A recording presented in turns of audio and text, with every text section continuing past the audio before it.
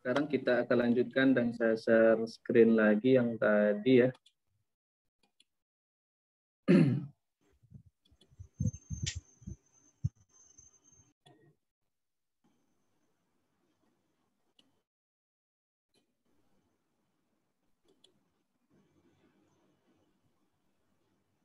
Masih delay juga dia sedikit ya. Aduh. No, ya.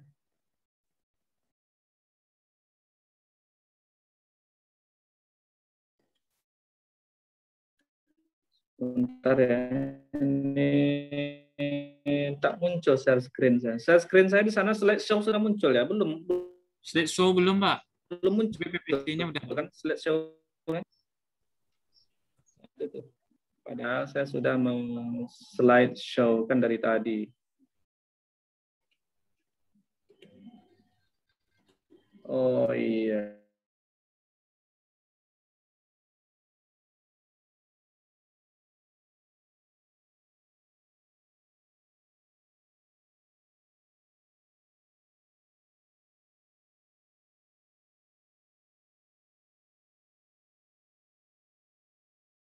Tuh kan. Baik, semoga yang ini lancar. Ini saya ganti internetnya. Oke, udah agak cepat.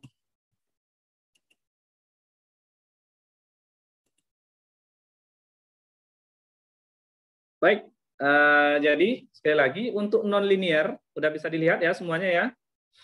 Untuk non-linear, bedanya adalah di sebelah kanan ini fungsinya tidak lagi sama dengan 0, melainkan ada fungsinya orde 0, orde 1, 2, 3, dan seterusnya. Nah, maksudnya sebetulnya apa? Linear dan non-linear itu, Pak. Nah, kalau kita lihat grafiknya, misalkan ini adalah grafik, kalau dia linear itu ya dengan mengabaikan banyak hal di sini. Sebetulnya kalau di dalam dunia nyata tidak mungkin osilasi linear ini terjadi. Misalkan seperti ini. Nah, artinya apa ya? Sampai kapanpun grafik ini akan seperti ini ke kanan sana ya. Misalnya ini fx sebelah sini dan yang ke sininya adalah katakanlah x-nya. Jadi ini tidak terjadi sesuatu di sini. Dia fine-fine aja ya. Tetapi kalau non-linear, ya bisa saja. Misalnya salah satunya teredam. Awalnya amplitudonya tinggi, lalu berkurang, berkurang, berkurang, berkurang misalnya. Itu contoh ya. Fx, X. Nah, waktu ke sini adalah T, ke sini adalah T. Nah, ya bisa saja terserah bentuknya seperti apa. Kalau non linear itu otomatis banyak bentuknya ya. Bisa saja seperti ini. Misalnya nah, seperti ini. Terserah ya, ada banyak bentuk non linear. Yang penting kita harus tahu persamaan dasar ini dan solusinya. Nah, kalau ini solusinya gimana? Nah, kalau solusi persamaan nonlinear ini lebih bersifat matematis ya, karena solusinya sangat panjang yang tetapi kita orang fisika tak usah pikirkan solusinya. Kita tinggal ambil kalau ada problem ketika mencari solusi, biasanya di buku-buku fisika matematik itu solusinya banyak untuk kasus nonlinear ini. Baik, saya rasa materi review kita sampai di situ saja, karena memang sampai harmoni oscillator kalau di buku itu materi sampai yang separuh semester itu ya. Ada pertanyaan dari review-review kita ini? Habis juga, hampir habis setengah 40 menit juga ya. Ada pertanyaan? Silakan. Sebelum kita lihat contoh-contoh soal. Saya, Pak. Ya, silakan.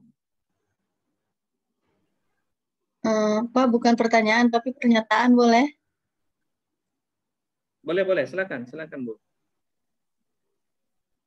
Ini materi kita nanti sampai dengan di akhir semester tentang ini ya Pak ya, tentang contoh-contoh soal dan pembahasan review ini.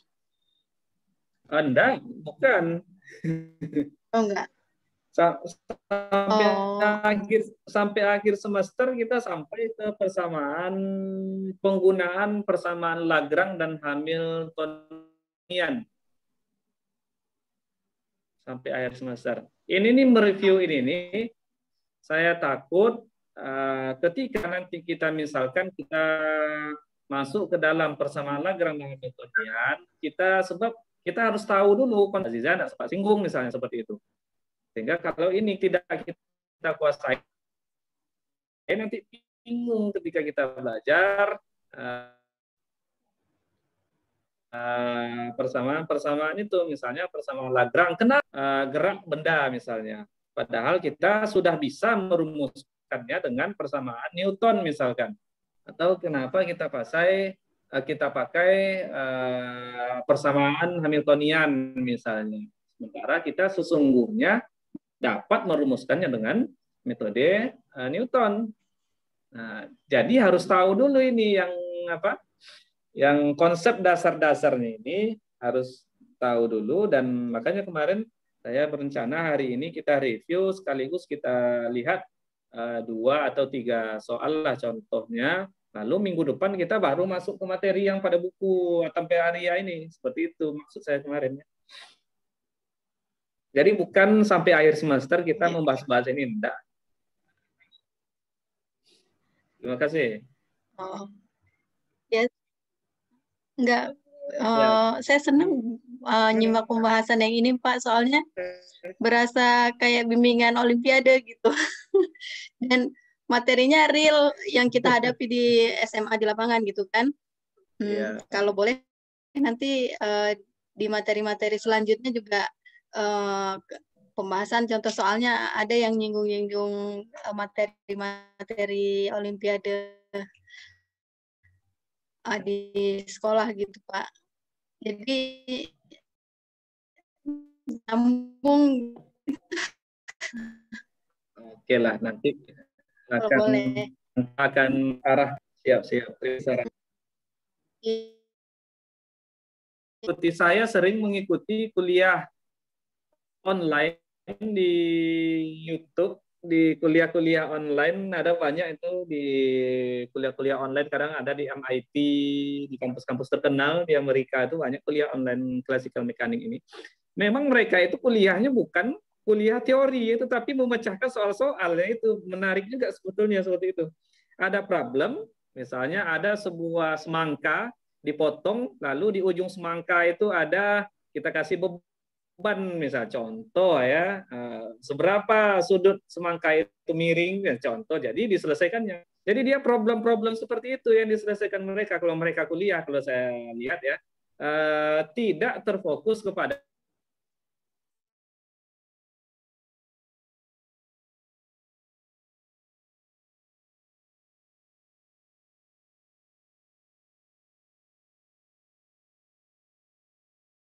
sampaikan tadi, di lapangan itu kita yaitu yang jumpa.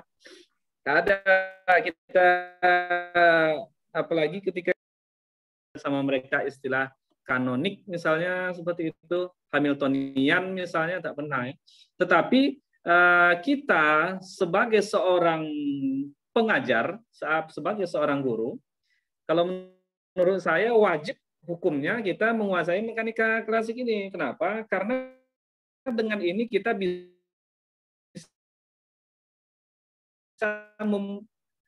dasar itu dengan menggunakan mekanika misalnya Lagrange dan Hamiltonian tadi. Sebab rata-rata mekanika di dalam kasus-kasus mekanika yang baik yang dikompetisikan baik di dalam lain ataupun dalam tanda kutip problem-problem yang sudah sulit, sudah panjang ceritanya, kalau kita kerjakan dengan mekanika Newton itu sangat mudah kita kerjakan dengan Lagrange dan Hamiltonian. Nah, walaupun kita tak boleh ajarkan ke anak-anak itu ya, tidak boleh kita ajarkan ke anak-anak SMA, tak boleh. Justru kadang di Olimpiade itu sendiri dikatakan tidak boleh suatu soal itu dikerjakan menggunakan oleh siswa SMA itu misalnya tak boleh mengerjakannya dengan menggunakan Hamiltonian dan Lagrange itu. Karena mereka nantinya tidak tahu prosesnya seperti apa, tahu-taunya jumpa langsung solusi. Tetapi kita pengajar wajib tahu untuk mengkonfirmasi jawaban mereka itu sudah benar atau belum. Itu sebetulnya kompetensi yang harus kita peroleh dari sini. Baik, sebetulnya saya juga sudah berencana dari kemarin. Jadi setiap kita membahas materinya nanti kita akan langsung, pokoknya di klasikal mekanik ini kita lebih banyak membahas soal-soal daripada teori-teori. Jadi nanti mungkin bagus juga kita hubungkan dengan materi-materi yang sering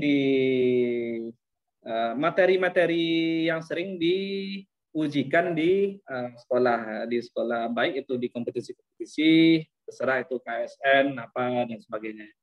Tetapi saya tidak mau di sini membahas soal-soal yang sudah beredar di internet tak mau saya. Misalnya soal Olimpiade tahun 2020 misalnya, tahun 2019 misalnya. Kalau seperti itu, malah saya kenapa?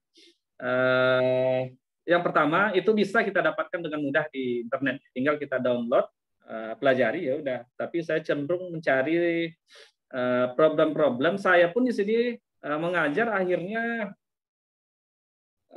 ini juga ya, belajar juga. Kenapa? Karena saya mencari problem-problem yang dalam tanda kutip kadang saya dapat pertanyaan di buku-buku yang ada itu jawaban akhirnya saja, jalannya tidak ada ya di buku-buku itu ya. Nah, akhirnya saya juga berusaha mencarinya. Kadang ada yang tidak dapat juga sama saya. Saya terus terang saja, ada yang dapat ada, tetapi yang tidak dapat, yang hasil akhirnya itu saya tidak nemu, itu sering juga seperti itu. Nah, tapi tidak ada masalah, kita coba di sini ya. Baik, share screen kan lagi. Kalau ada pertanyaan lagi silahkan ya.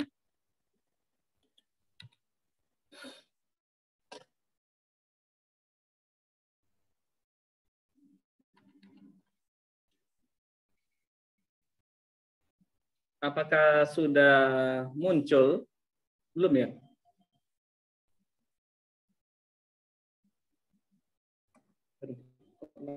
Lambat sekali. Sudah muncul Pak, tulisannya tapi belum Pak. Nah itu, padahal di sini sudah muncul soal saya. Sebentar. Sudah Pak, sudah baru muncul Pak. Baru muncul ini Pak, baru muncul.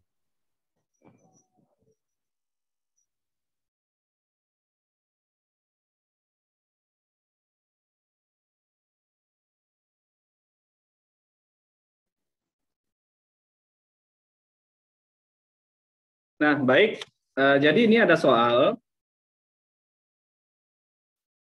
Ini ada soal. Sudah pada bisa dilihat ya di monitornya? Sudah Pak, sudah muncul. Nah, ini ada soal. Jadi soal ini, coba kita lihat sama-sama. Ini soal yang pertama ini adalah soal, coba, tentang mekanika ini ya. Mekanika kinematika, gerak ya. Jadi,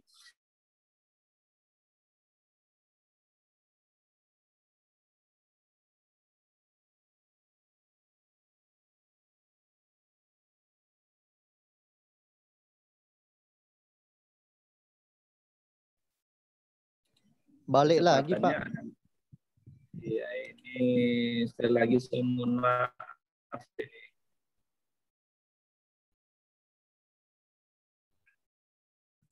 Tadi udah saya rubah internet saya ke internet kembali lagi.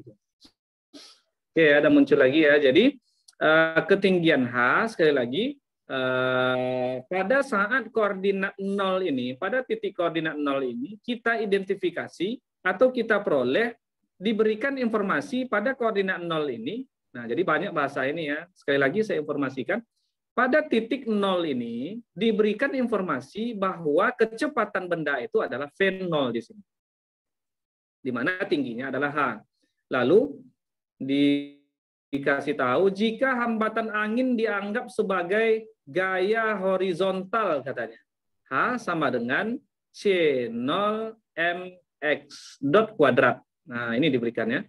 Nah, tentukanlah waktu dan posisi benda tersebut saat menyentuh tanah TB dan XB. Berarti waktu dari titik sini, waktu dari sini sampai ke sini. Nah, TB. Kemudian yang ditanya juga XB-nya berapa? Di sini berarti XB. XB itu adalah jarak dari sini sampai ke sini. Kira-kira itu pertanyaan.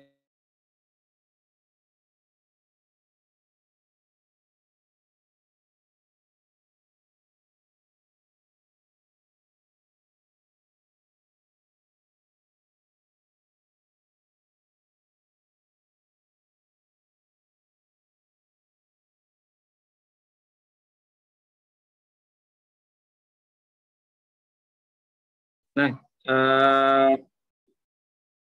di mana ini saya namakan dia sebagai gaya horizontal. H misalnya seperti ini.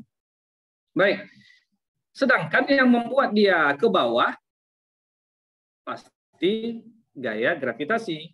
Nah, pasti gravitasi misalnya mg. Mg membuat dia ke bawah, dan yang menghalangi berarti otomatis horizontal ini kan berlawanan dengan arah bendanya ya. H sama dengan seolah-olah dia bisa kita anggap sebagai angin misalnya. Nah, jadi H di sini tadi diberikan besarnya adalah channel mx .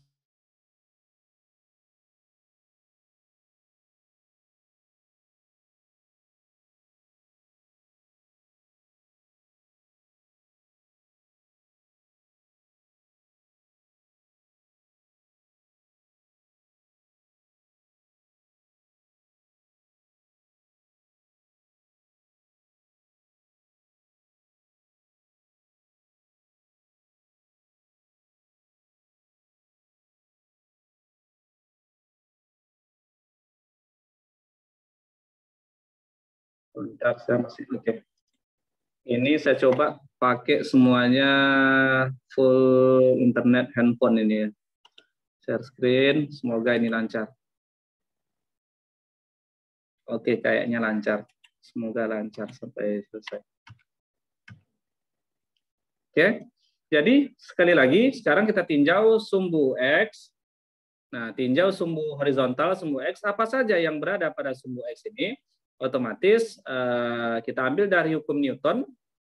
Nah, dari hukum Newton kita tahu bahwa apabila ini ada penghalang ini gaya horizontal ini, otomatis dia V0 ini bukanlah konstan lagi terhadap horizontal, melainkan dikurangi dia karena dia melawan gaya horizontal gitu ya.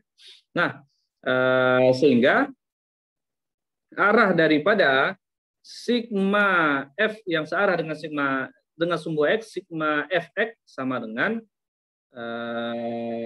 biasanya massa dikali kecepatannya. Kecepatannya, oke, saya buat X double dot. Percepatan. Massa dikali dengan percepatan.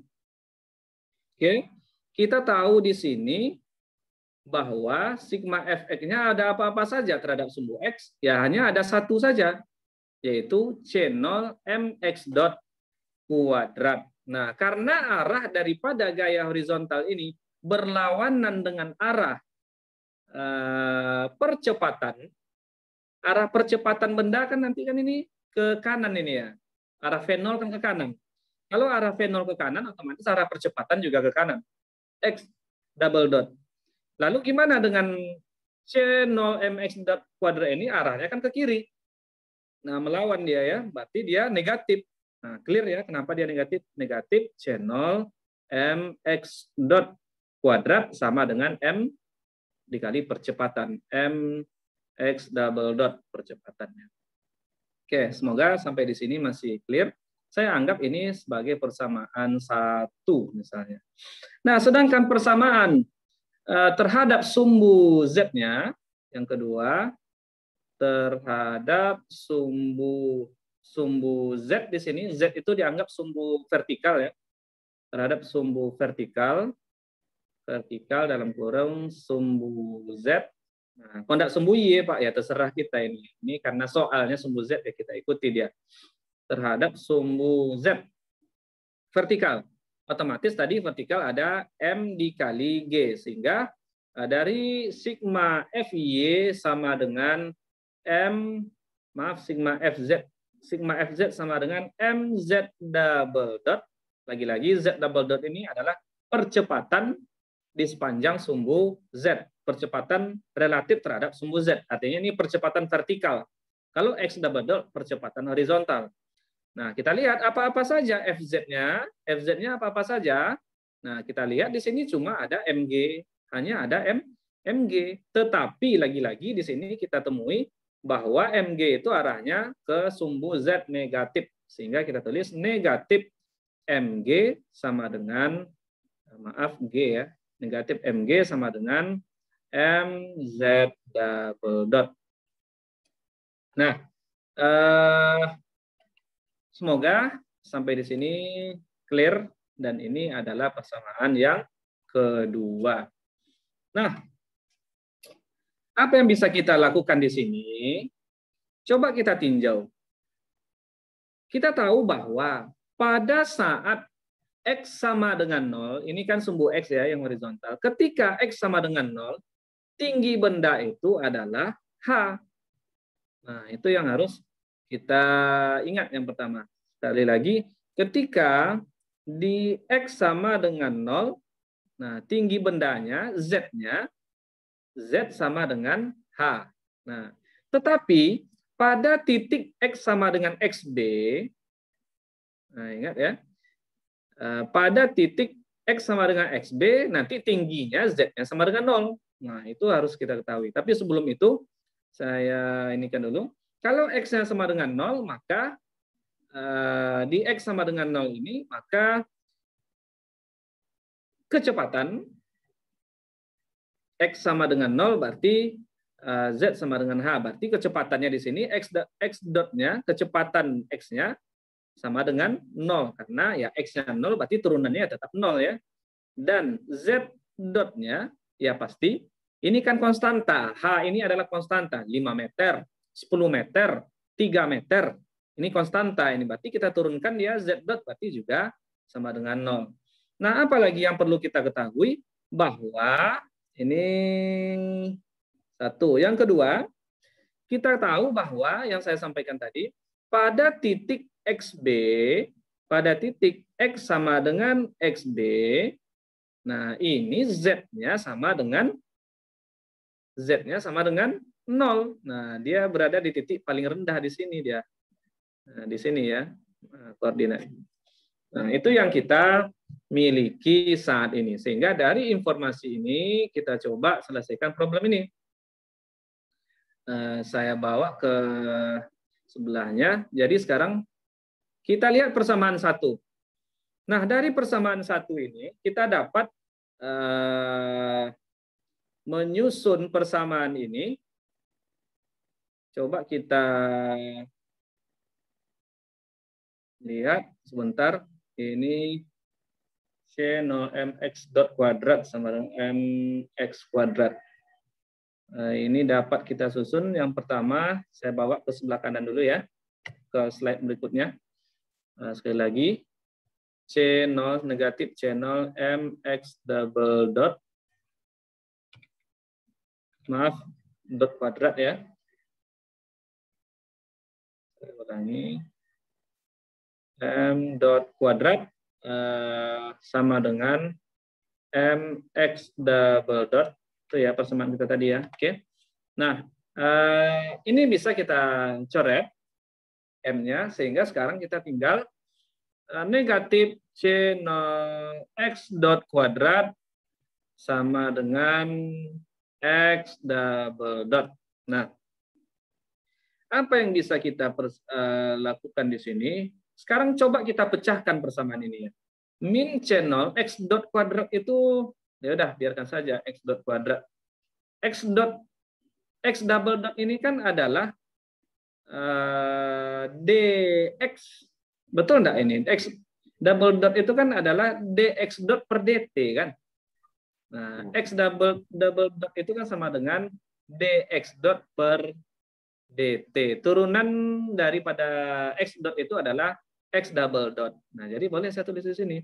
Sehingga sekarang persamaan ini dapat saya tulis negatif C0 Saya bawa ke sebelah kiri dt-nya, dt. Nah, ini saya integralkan. Sama dengan x dot-nya ke kanan. Berarti ini dx dot per x dot kuadrat. Nah, oke, sekarang kita peroleh persamaan ini. Ini juga integral pastinya. Sekali lagi ini saya tulis lebih detail. C0 adalah konstanta C0, kita tidak tahu nilainya berapa. Kalau dia konstanta, dia boleh keluar daripada integral.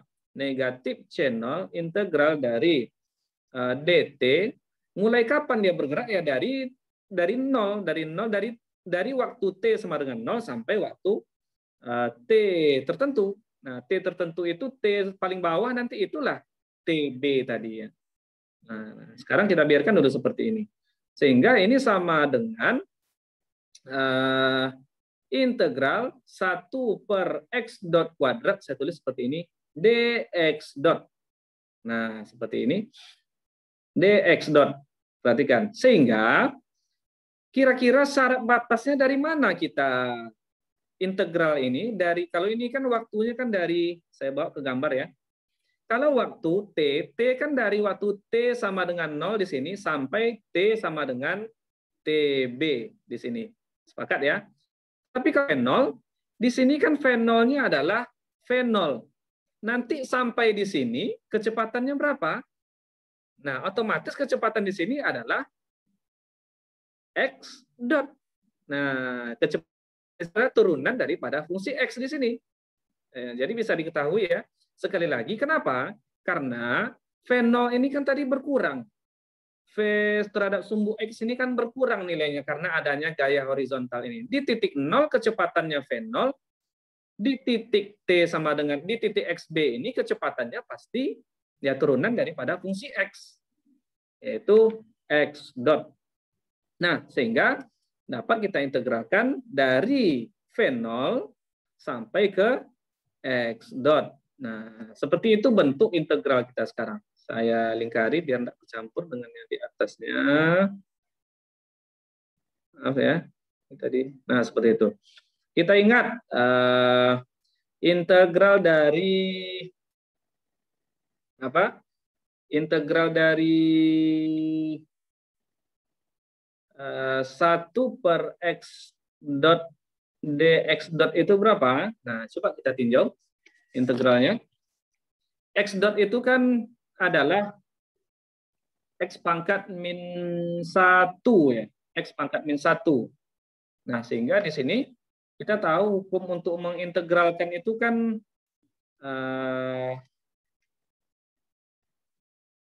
gimana ini untuk mengintegralkannya? Apabila kita punya X pangkat N dx, maka ini hasilnya sama dengan berapa? X pangkat 1. setelah kita integralkan N tambah 1 ya. 1. Ya, Pak. Ini dibagi dengan N tambah 1. 1 dibagi dengan N plus 1 atau N plus 1 ya?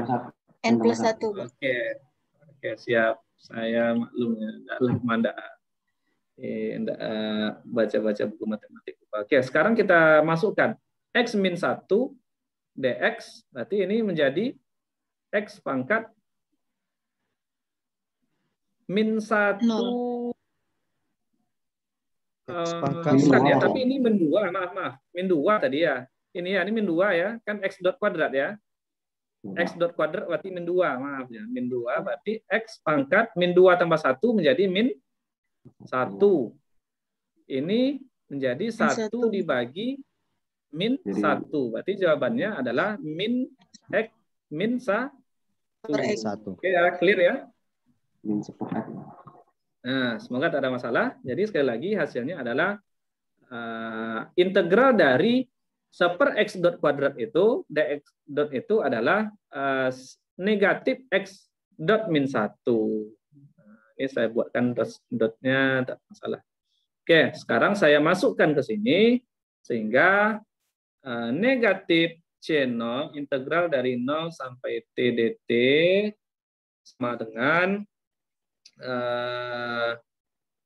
sama dengan berapa tadi? Kita lihat Sebentar, apabila ini kita masukkan nilainya, sebentar ya, saya ada ragu ini. Minus per X jadi apa? Gimana? Minus per X batas bawah V0 ke X dot, Pak. Kita masukkan syarat batas ya.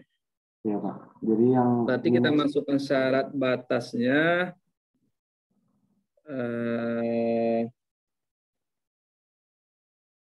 Kalau kita masukkan syarat batasnya berarti ini tadi kan min X dot ya. Min X dot min 1 kita masukkan dari V0 ke X dot. Seperti itu ya, kita masukkan seperti itu ya. kalau dibuat minus 1 per X dot gimana, Pak? Boleh sama ya. Sama saja. Minus 1 per X dot dari V0 ke X dot. Berarti ini sama dengan minus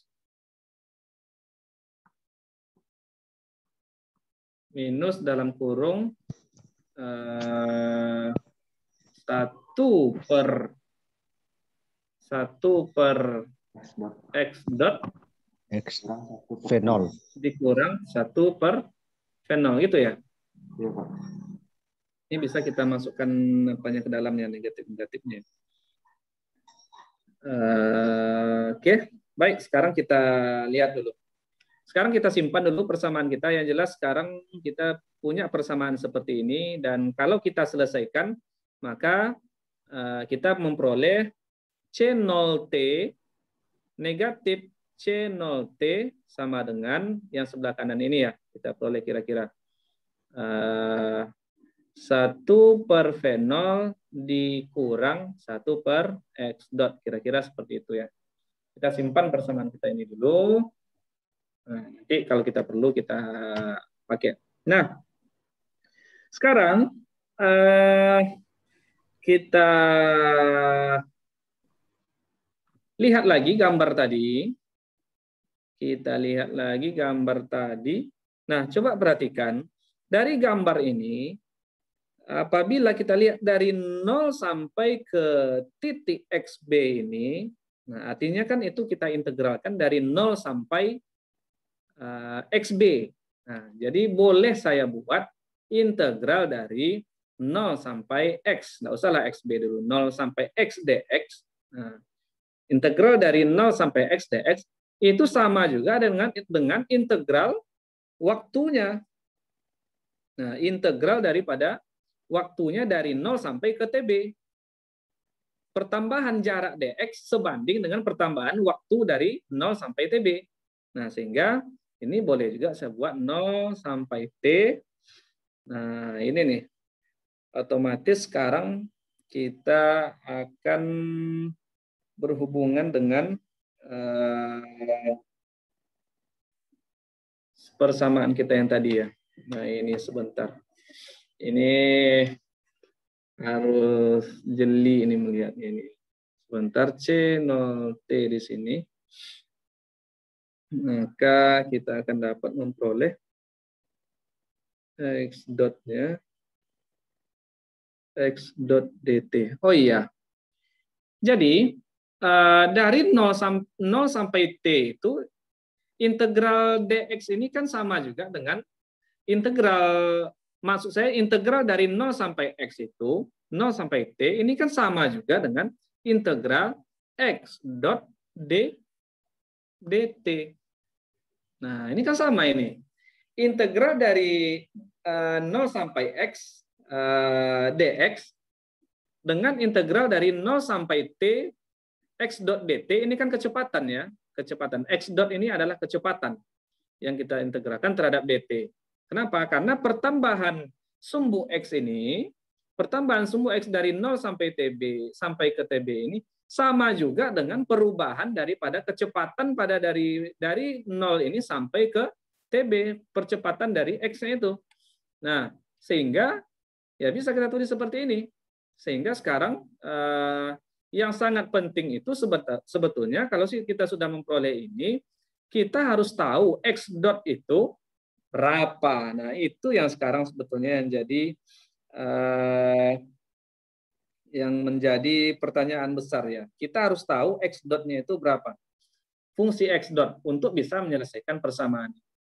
X dot itu berapa. Nah, sekarang kita lihat dari persamaan-persamaan kita yang sebelumnya. Apabila kita lihat persamaan kita sebelumnya, maka kita lihat, saya bawa ini ke kanan, kita ambil bagian yang seper X dot ini. Jadi saya bawa ini persamaan saya. Saya bawa persamaan saya ini C0T, ini negatifnya, oke masih ada negatif C0T, atau saya buang negatif ini jadi positif, ini jadi positif, ini jadi positif. Oke ya, C0T sama dengan, saya tulis di sini, C0T sama dengan seper X dot dikurang 1 per V0. Seper X dot dikurang 1 per V0. Oke, ini sekarang yang kita punya. Sekarang kita ambil X dot-nya supaya bisa kita masukkan ke dalam persamaan kita. Nah, sehingga apabila kita ambil X dot ini, tinggal kita bawa C0T ditambah 1 per V0 sama dengan 1 per X dot. Atau X dot sama dengan, ya tinggal kita balikkan. X dot berarti sama dengan 1 per C0T tambah 1 per V0. Nah, sepakat ya? Sekarang kita punya X dot. Barulah kita masukkan ke dalam persamaan integral kita. Kenapa? Karena X dot di sini, kecepatan ini adalah sebagai fungsi daripada waktu. Ingat, X dot, sekali lagi, atau terserah ini konsepnya kecepatan. Kecepatan itu harus sebagai fungsi daripada waktu. Kecepatan apabila kita menurunkannya terhadap suatu fungsi dt. Nah, harus sebagai fungsi waktu. Apakah sudah memenuhi? Sudah. Kenapa? Karena dia sekarang X dot itu sudah ada T-nya, sudah merupakan fungsi T. C0T, artinya sudah bisa kita integralkan. Kenapa? Karena X dot di sini tidaklah suatu konstan. Kalau X dot ini suatu konstanta, maka hasilnya sama dengan integralnya ya suatu fungsi nantinya. Kita tahu tadi X dot itu pasti suatu fungsi dia. Kenapa? Karena X dot itu berubah, senantiasa berubah dari yang awalnya V0, sampai nanti di titik dia jatuh itu ya, XB itu. Baik, sekarang kita masukkan nilainya sehingga kita dapat menulis integral 0 sampai X dx sama dengan integral dari 0 sampai T tadi, kemudian kita masukkan X dot 1 per C0T ditambah 1 per